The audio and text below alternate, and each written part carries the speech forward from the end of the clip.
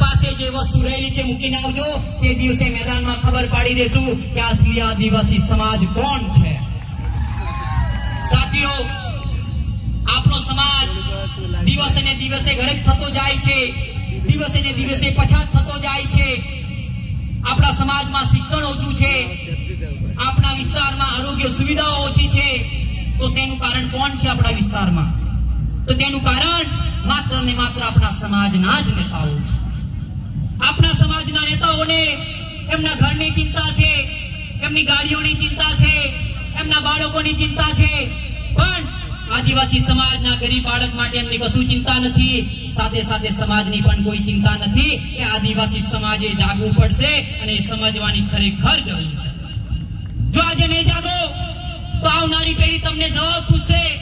તે દિવસે તમારી પાસે કોઈ જવાબ નહીં હોય ત્યારે આ નેતાઓને પાર્ટીની અંદર પોતાના ટિકિટ બચાવવા માટે આપણી સમાજની દલાલી કરે છે. એમાં જ આપણા ચૈતરભાઈ વસાવાને રાજકીય ષડયંત્ર રચીને તેમને જેલની અંદર 7 વર્ષની સજા કરાવી છે. ત્યારે આદિવાસી સમાજના ચૈતરભાઈ વસાવા આપણા આદિવાસી સમાજનો અવાજ છે, આપણા સમાજ માટે લડે છે, આપણા સમાજને જાગૃત કરે છે, આપણા બાળકોના શિક્ષણ માટે સડકથી લઈને સદન સુધી લડે છે. અને ચૈતરભાઈ વસાવા એક દિવસ એમના પાર્ટીના મંચ પરથી એવું કીધું હતું કે જે દિવસે આ પાર્ટી મારા સમાજ માટે બોલતા રોકશે, મારા સમાજ માટે લડતા લડશે, તે દિવસે આ પાર્ટીના પાટિયા ઉતારીને મેં મારા ઘરે મૂકી દઈશ. તારે આપણા નેતાઓ પણ આ શિક્ષ લેવાની જરૂર છે. મારા અગાઉના મિત્રએ કીધું એમ, ચૈતરભાઈ વસાવા મારા મિત્ર છે. અમે કોઈ રાજકીય રીતે એમને સમર્થન નથી કરતા, પણ એક વિચારધારા પસરી છે અને અમે એમને મદદ કરી રહ્યા છે. એ તમારાની અંદર કદાચ મગજમાં ખોટો વેમ હોય તો એ કાઢી નાખજો કે આપણે સમાજને જાગૃત કરવો હશે ત્યારે આપણે મંચ પર આવવું પડશે અને સમાજને આગળ લઈ જવા માટે સૌએ સાથે મળીને પ્રયત્ન કરવો પડશે.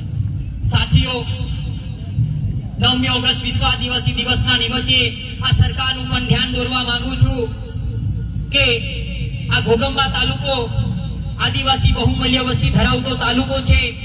આ વિસ્તારની અંદર અનુસૂચિત 5 પૈસા 1996 લાગુ પડે છે.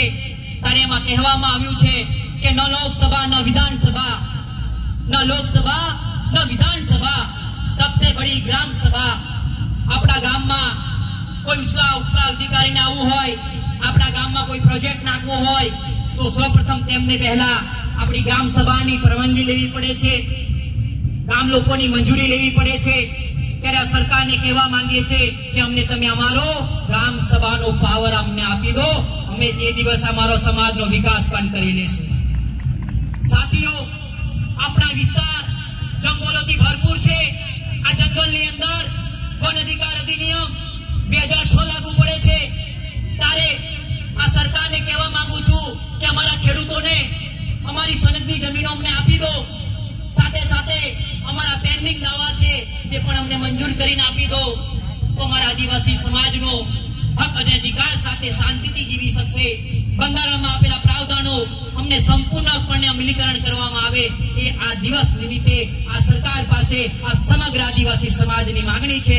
ખાસ કરીને આઈબી રિપોર્ટના કર્મચારીઓ પણ આ વાતની નોંધ લે. સાથીઓ, અહીંયા આઈબી રિપોર્ટના ઘણા કર્મચારીઓ આવ્યા હશે. તેમને મારી વિનંતી છે કે મારી આ વાતને ખાસ નોંધ કરે કે ઘોગંબા તાલુકાની અંદર હમણાં જ ગયેલી સ્થાનિક સ્વરાજની ચૂંટણીની અંદર અમારી સિમલિયા જિલ્લા પંચાયતની અંદર આદિવાસી અનામત સીટ હતી.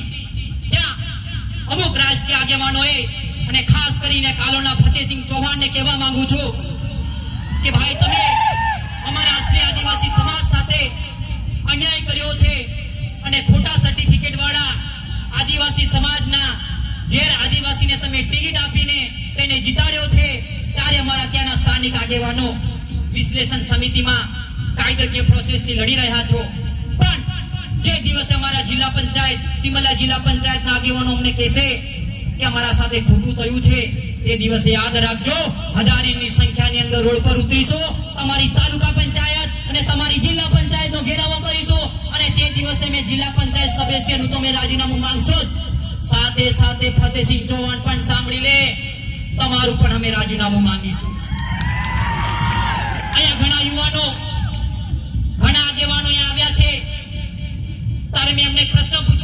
છું કે પાર્ટીના ઝંડા લઈને ફરવાથી, ગળામાં ખેસ પહેરવાથી શું આપણા સમાજની આપણે તસવીર બદલી શકીએ એમ છે? ત્યારે આપણે સૌએ એક મંચ પર આવવું પડશે, પક્ષ પાર્ટી ભૂલવી પડશે, ધર્મ સંપ્રદાય ભૂલવો પડશે અને આપણે સૌએ જ્યાં આદિવાસી સમાજનો અવાજ ઉઠાવવાનો વારો આવશે તે દિવસ આપણે સૌએ સાથે મળીને આપણે લડવું પડશે. સાથીઓ, એવી જ રીતના હમણાં ટૂંક સમય પહેલા મારી પાસે એક ફરિયાદ આવી છે કે આઝાદીના 78 વર્ષથી આપનું રામેશ્વરા ગામ આઝાદીના 78 વર્ષોથી રોડથી વંચિત છે. ત્યારે હમણાં જ રોડ પાસ થયો છે, ત્યારે કેટલાક નેતાઓ એ રોડને રદ કરાવવા માટે રાત દિવસ ગાંધીનગર અને દિલ્હીની યાત્રાઓ કરે છે. ત્યારે એવા નેતાઓને કહેવા માંગુ છું કે અમારો રોડ તાત્કાલિક ધોરણે બનાવવામાં આવે. જો નથી બનાવવામાં આવતો તો અમે ફરીથી તાલુકા પંચાયતનો ઘેરાવો કરીશું અને ત્યાંના સ્થાનિક તાલુકા પંચાયત સદસ્ય, જિલ્લા પંચાયત સદસ્ય અને અમે માનનીય શ્રી કાલોલના ધારાસભ્ય ફતેહસિંહ ચૌહાણનું જાહેરમાં રાજીનામું માંગીશું. તૈયાર છો ને બધા? તૈયાર છો ને? સાથીઓ, હમણાં જ ટૂંક સમય પહેલા આપણા આ દેશના ગૃહમંત્રી અમિત શાહે આપણા જંગલના અધિકારો છીનવા માટે આપણા આદિવાસીઓને શું કીધું ખબર છે? ખબર છે?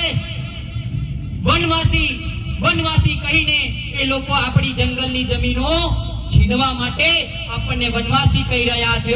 ત્યારે મારી આદિવાસી સમાજને પૂછવા માંગુ છું, શું તમે વનવાસી છો? શું તમે વનવાસી છો? अरे हम वनवासी नहीं, आदिवासी है हम. आदिवासी ही नहीं, इस देश के मूल निवासी है हम है. એવું અમિત શાહના મંચ પરથી કહેવા માંગુ છું.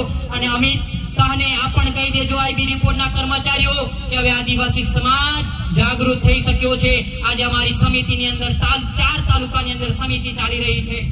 કદવાલ, ઘોગંબા, હાલોલ અને કાલોલની અંદર આ સમિતિ સાથે 2000 કાર્યકર્તાઓ છે. એટલા 2000 કાર્યકર્તાઓ છે. જે દિવસે રોડ પર નીકળીશું ને તે દિવસે અમારી લડત શું